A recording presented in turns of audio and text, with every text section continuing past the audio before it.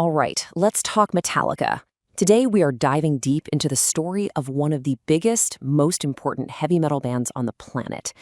And trust me, their 4-decade history is an absolute roller coaster of a ride. We're talking ambition, tragedy, and just constant crazy reinvention. So you gotta wonder, right? How does a little classified ad, something you just flip past in a newspaper, end up creating a cultural force that sells over 100 million albums and completely redefines a genre? How does that happen? Well, that's exactly what we're here to figure out. Okay, so picture this. It's 1981. This young Danish kid, Lars Ulrich, puts an ad in a local LA paper called The Recycler. He's really just looking for other musicians to jam with. And who answers? A local guitarist named James Hetfield. Now, their first meeting, not exactly sparks flying. But then Lars, kind of talking a big game, manages to get a spot on a compilation album before they even really have a band. So suddenly, they were forced to make it work. And just like that, Metallica was born. Now, to really get why Metallica made such a huge impact, you have to understand what was going on in Los Angeles at the time. It was all about hair metal. You know, the big hair, the glam look, the super melodic stuff you heard on the radio. But Metallica, they wanted nothing to do with any of it. They were looking across the pond, getting inspired by something called the new wave of British heavy metal. And that stuff was raw. It was way faster, way more aggressive, and totally underground. So Metallica wasn't just another new band on the scene.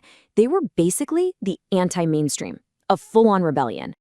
With that kind of rebellious energy, you can bet their early days were, well, kind of chaotic.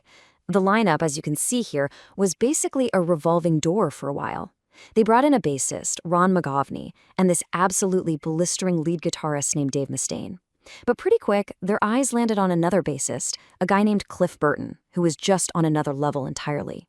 I mean, they were so desperate to get him that they literally moved the entire band up to San Francisco just for him.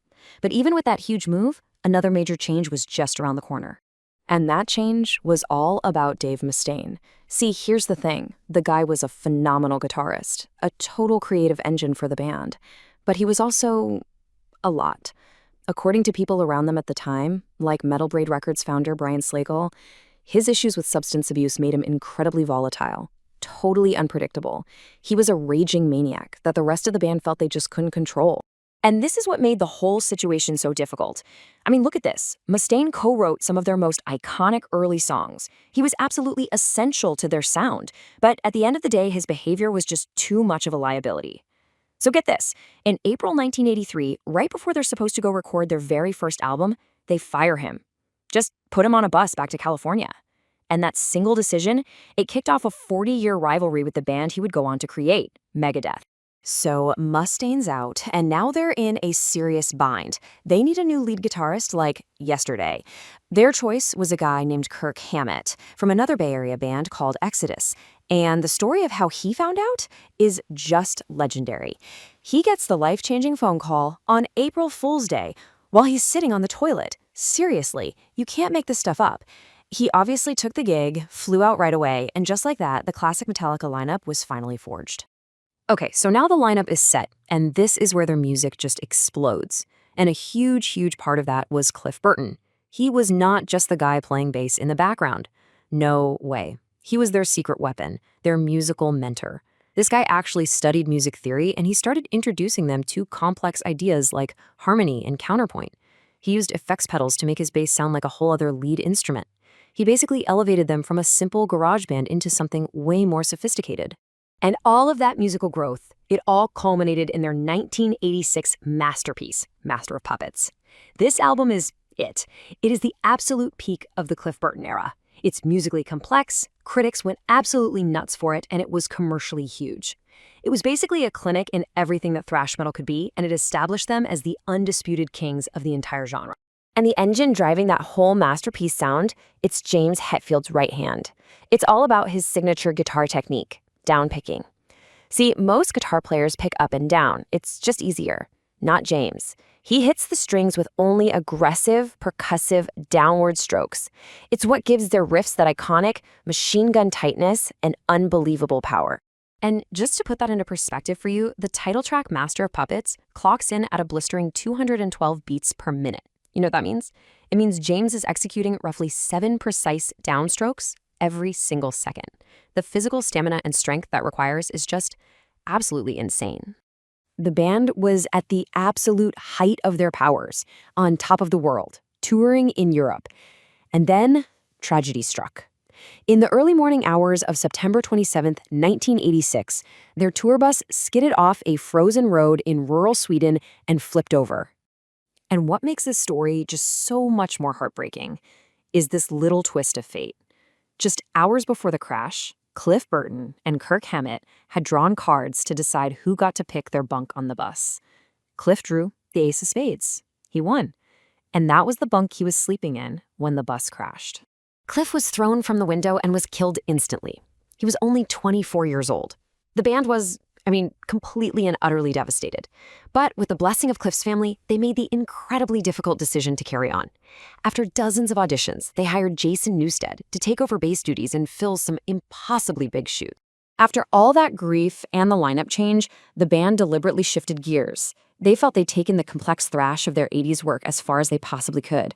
So they brought in a big-time producer, Bob Rock, who pushed them to write shorter, more direct songs with bigger hooks.